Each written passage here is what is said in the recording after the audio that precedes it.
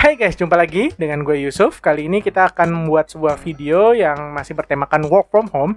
Ini adalah video untuk building PC gaming 2020 versi dari Kepo Tekno. Ya, sebelumnya memang kita biasanya selalu bikin video building, namun tidak yang seperti format ini ya. Jadi ini format yang kami coba buat, dimana kita akan melakukan video building PC per step. Jadi kalian akan bisa melihat saat melakukan buildingnya. Dan untuk komponennya di sini gue milih dari komponen dari AMD karena memang saat ini barang-barang yang sedang ada di gue atau yang dipinjamkan oleh AMD ini adalah barang-barang dari AMD. Memang kalau misalnya Intel gue juga ada Core i3, cuman menurut gue untuk PC gaming ini lebih oke banget. Jadi kita mulai aja untuk videonya.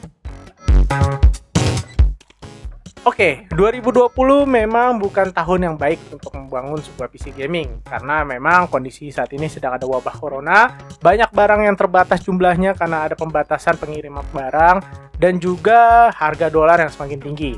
Kemungkinan harga-harga barang ini akan terus naik dan kalau kalian ingin membangun PC gaming, mungkin saat ini adalah saat terakhir kalian untuk membangun. Jadi di sini gue akan coba untuk membuat videonya secara detail untuk bagaimana kita membangun PC gaming dengan part-part pilihan dari Kepo Tekno. Oke, yang pertama di sini kita lihat ada beberapa part yang di meja gue, di mana gue akan coba mulai satu persatu terlebih dahulu part-part yang gue pilih ini. Oke, yang pertama ini adalah prosesor dan prosesornya di sini gue memilih adalah Ryzen 5 3500X. Prosesor ini memang prosesor yang terbilang cukup nanggung karena kakaknya Ryzen 5 3600 memiliki performa yang lebih tinggi. Tapi dengan harga yang cukup terjangkau sekitar 2 jutaan saja, 2,5 juta lah kurang lebih, mungkin harganya sudah naik lagi. Prosesor ini memang memiliki performa yang sangat mumpuni untuk PC gaming, bahkan lebih kalau menurut gue karena performanya ini sangat dahsyat, bahkan kalian bisa melakukan live stream dan gaming sekaligus dengan prosesor ini. Prosesor ini dibekali dengan 6 core dan 6 thread, jadi tanpa SMT, dan kalian akan mempunyai clock speednya di sini 4,1 GHz ya untuk maksimumnya, lalu untuk minimumnya sekitar 3,6 GHz untuk clock speednya, tapi rata-rata pada saat pengetesan akan berjalan di sekitar 3,8 sampai 3,9 atau sampai 4 GHz terkadang untuk di gaming. Gue rasa ini adalah pilihan prosesor yang cocok banget untuk kalian, terutama untuk membangun PC gaming karena mempunyai core yang cukup solid, yaitu 6 core dengan boost clock-nya cukup tinggi karena tidak memiliki SMT. Jadi kalian bisa mendapatkan boost clock yang tinggi, terutama apabila kalian melakukan overclock ya, kemungkinan bisa dijalankan di atas 4,1 GHz untuk apabila kalian melakukan overclock. Tapi untuk saat ini kita tidak membahas tentang overclock terlebih dahulu. Lalu untuk yang kedua tentunya adalah motherboard.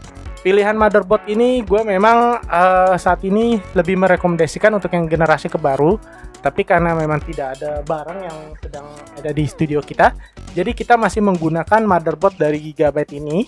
Ini motherboard yang sering banget muncul di video gue, ini AB350 Gaming Tree, termasuk motherboard pertama yang pada saat gue gunakan untuk membangun PC gaming Ryzen 3 1200 dulu.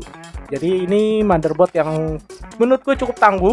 Dia memiliki RGB Fusion juga kalau untuk kalian pecinta RGB, walaupun dukungan PCIe-nya belum PCIe yang terbaru ya.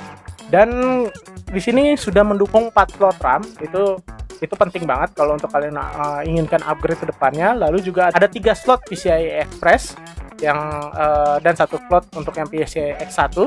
Jadi yang X16-nya ada 3, tapi ini mungkin nanti akan dibagi lainnya ya. Jadi kalau kita gunakan mungkin rekomendasi untuk line yang teratas untuk bandwidth agar full, dan ada slot SSD M.2 NVMe juga untuk kalian yang ingin menggunakan. Tapi sayangnya saat ini yang ada di gua hanya SSD dari WD ini, WD Green.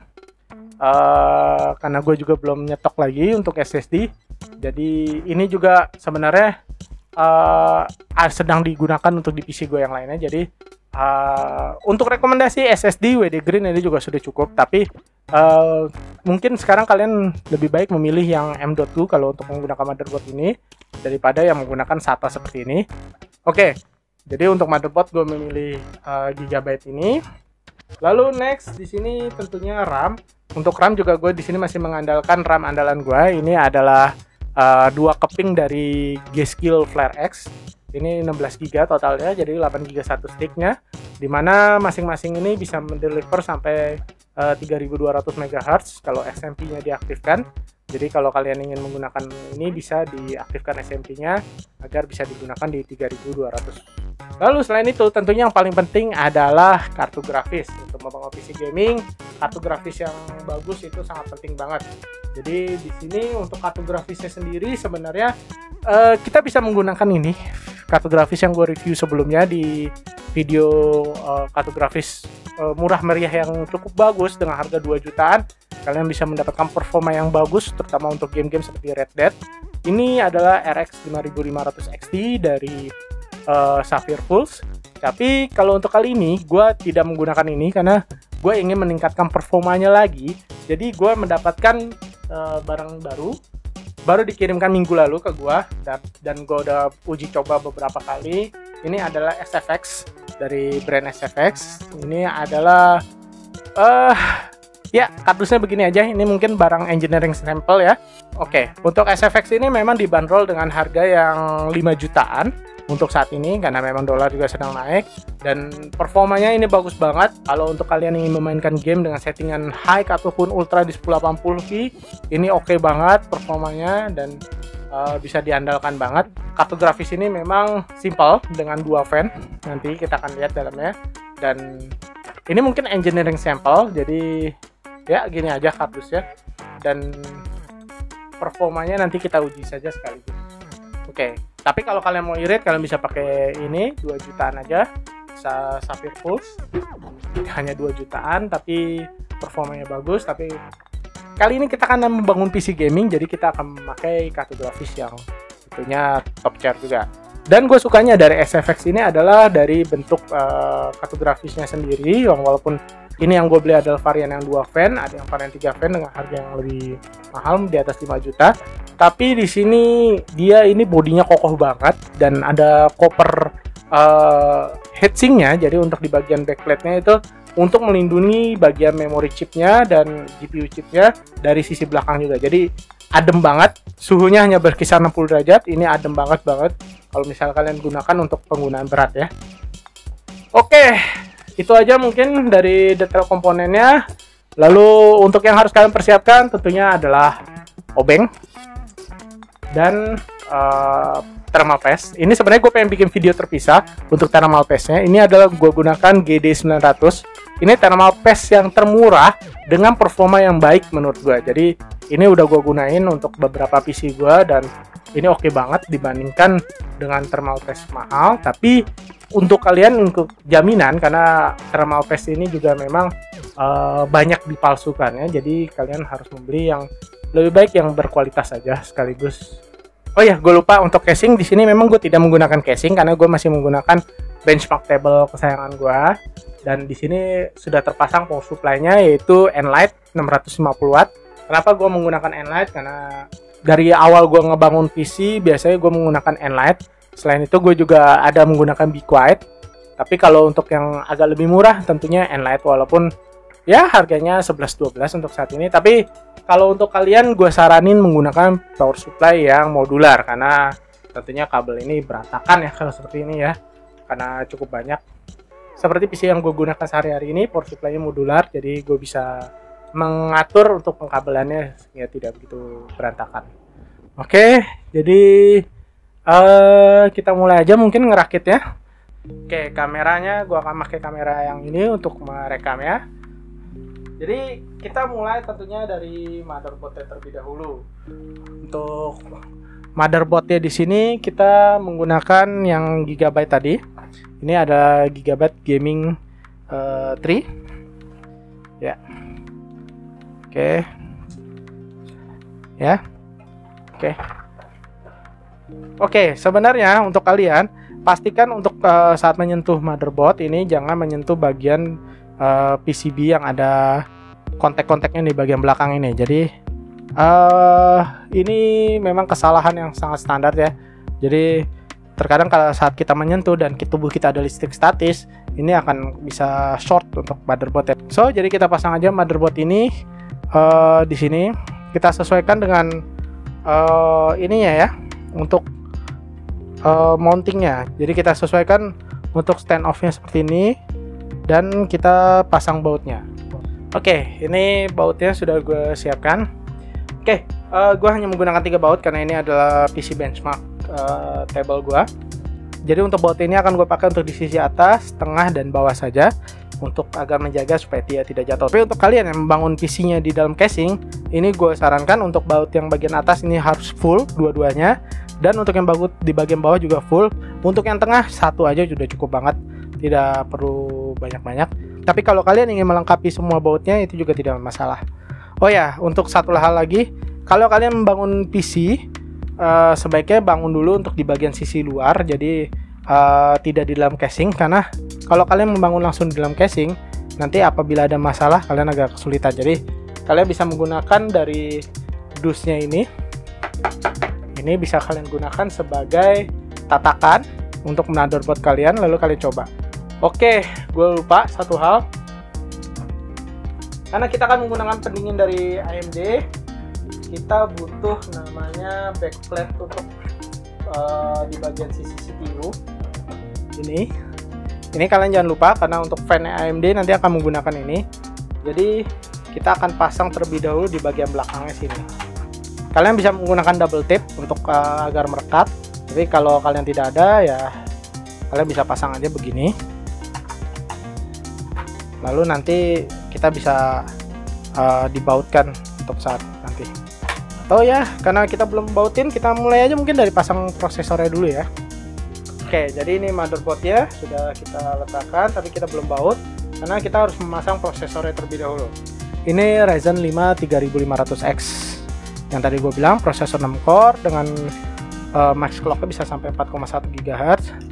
Ini oke banget kalau menurut gue prosesornya, walaupun dengan tidak adanya SMT di bagiannya. Untuk memasang prosesor ini, pastikan untuk bagian panahnya ini yang ada di prosesor.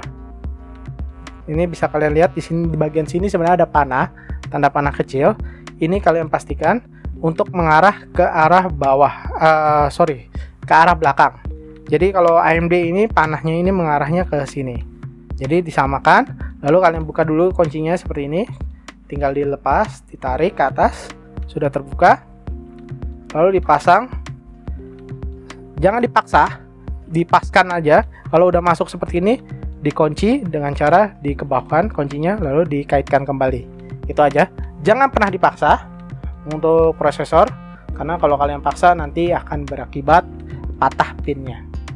Untuk di sini gue menggunakan thermal grease yang tadi gue bilang, yaitu GD900.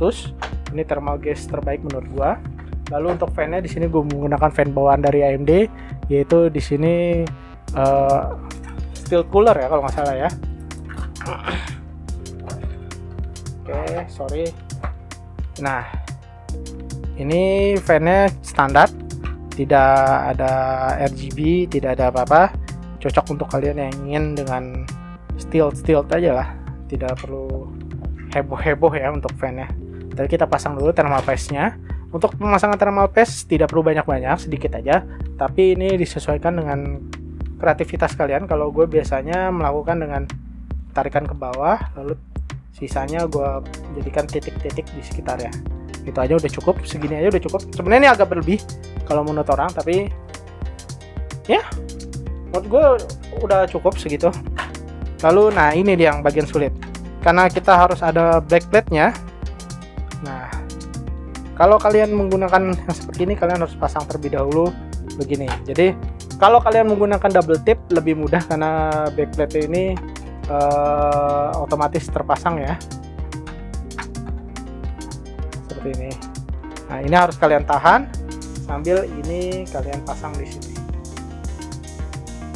Oke, karena logo Gigabyte-nya menghadap ke kiri, kita juga akan menghadap ke kiri seperti ini. Oke. Lalu untuk menguncinya, kita pastikan pas terlebih dahulu. Setelah pas, kita pasang sedikit. Oke, sorry, dia ngotot. Nah, ini susahnya kalau kita nggak, kalau kalian rakit langsung di casing ini akan susah banget, terutama kalau kalian nggak menggunakan double tip untuk di bagian belakang. Double tipnya juga yang pastikan yang tahan panas ya. Baterai itu agak panas banget, kalau kalian mudah terbakar malah jadi bahaya. Tapi biasanya dari beberapa vendor motherboard untuk di bagian itunya sudah ada double tip ya. Nah nih kalau udah terpasang gini, kita tinggal kencangkan saja. Tadi gue mengambil sisi sebelah kanan atas, kanan bawah kalau dari sini, dan sebelah kiri atas gue. Ini adalah, jadi kalau kita mengencangkan CPU, kita harus melakukan secara bersilang. Jangan terlalu kencang di satu sisi terlebih dahulu. Jadi sedikit-sedikit. Setelah itu, kalau memang sudah semuanya terikat, nanti baru dikencangkan semuanya. Tapi kita sedikit-sedikit terlebih dahulu. Pastikan dulu. Nah, seperti ini nih, dia belum ngikat.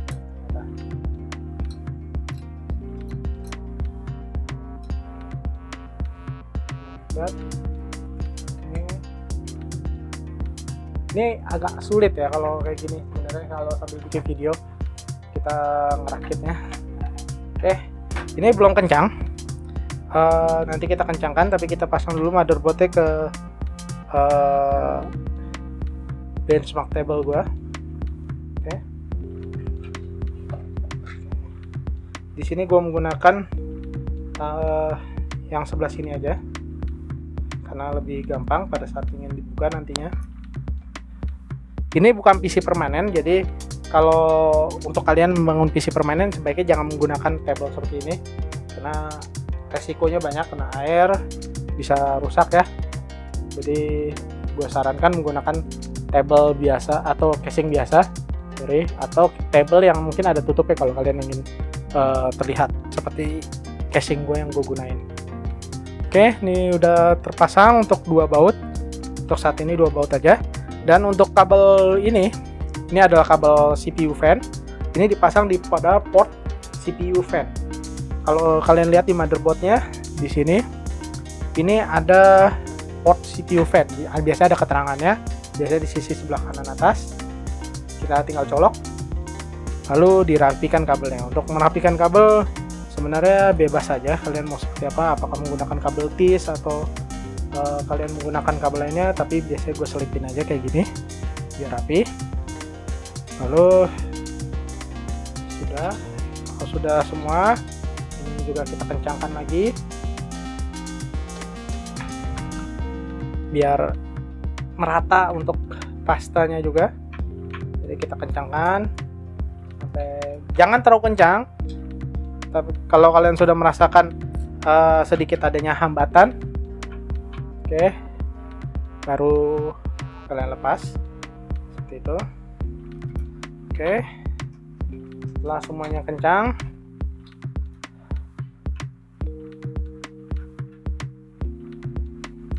oke, ini udah kencang. Untuk motherboard juga sudah terpasang. Yang berikutnya yang kalian harus pasang adalah kabel untuk harddisk ya. Jadi untuk kabel harddisk ini bisa kalian pasang di port SATA yang di sini ataupun port yang ini. Kalian harus pastikan juga ini SATA berapa di sini. Kalau memang ada keterangannya, misalnya ini yang 6 gigabit per second, kalian colok di situ saja karena kecepatan lebih tinggi dibandingkan yang port SATA yang lainnya. Biasanya seperti itu kalau motherboardnya membagi port yang berbeda. Untuk ini sudah dipasang. Oh ya, gue lupa, ini adalah port 24 untuk power motherboard, dipasang di portnya 24 juga di motherboard ini. Agak cukup keras, tapi setelah masuk dia akan terkunci. Lalu juga di sini ada port untuk power bagian atas. Ini dia terdiri dari 8 pin. Tapi kalau kalian hanya mempunyai untuk port yang 4 pin, sebenarnya masih bisa digunakan, walaupun tentunya kemampuan motherboard kalian akan sedikit banyak berkurang ya dibandingkan dengan kalian menggunakan full power seperti ini. Oke, untuk kedua power sudah terpasang. Kita pasang RAM-nya aja dulu sekarang. Ini RAM-nya 2 keping. Gue menggunakan yang 8GB, 8GB, 16GB totalnya. Kita akan pasang dengan sesuai warnanya. Jadi karena di sini gue menggunakan di warna merah, jadi gue akan pasang mulai dari warna merah saja yang terujung. Dan kalian pastikan untuk total pinnya ini, lubangnya di bagian sini kan ada yang ini ya, di bagian sini ada rongga, dipaskan dengan yang ada di bagian motherboard. Setelah itu kalian kunci sampai bunyi ceklek dua sisi, itu sudah masuk. Lalu yang ini juga sama, kalian paskan terlebih dahulu.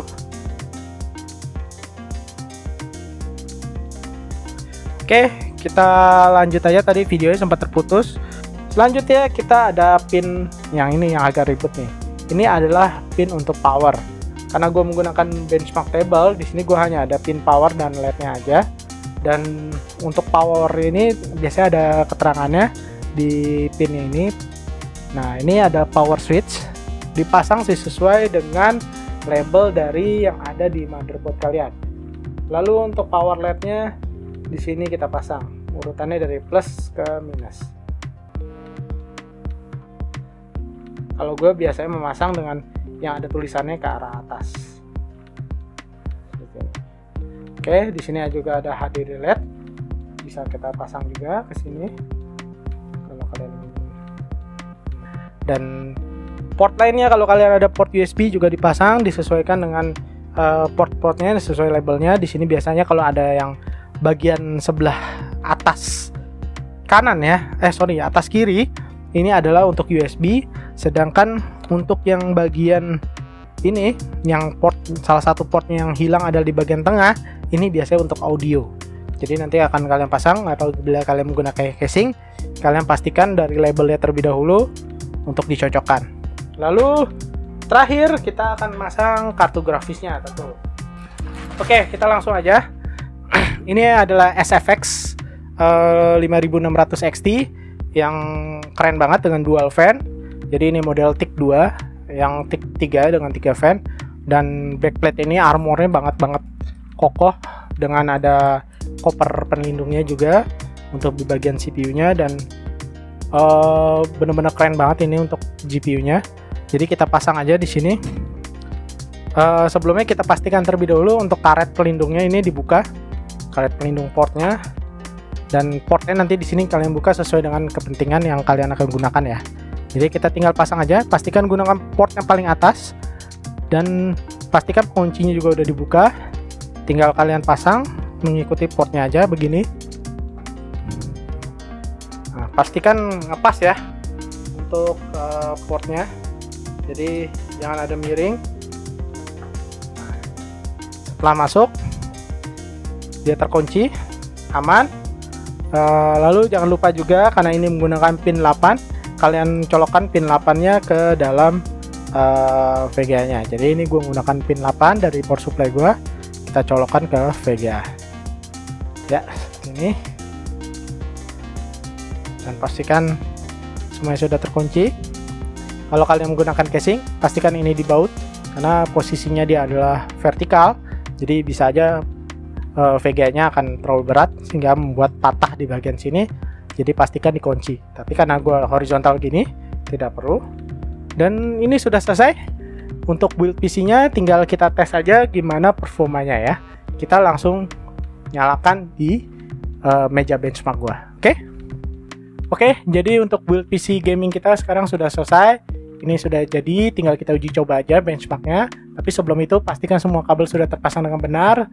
Untuk kabel power motherboard terutama yang 2, 24 pin dan 8 pin. Lalu juga kabel untuk GPU yang 8 pin ini. Serta tombol untuk yang front panelnya, tombol power ini sudah terpasang dengan sesuai indikator labelnya.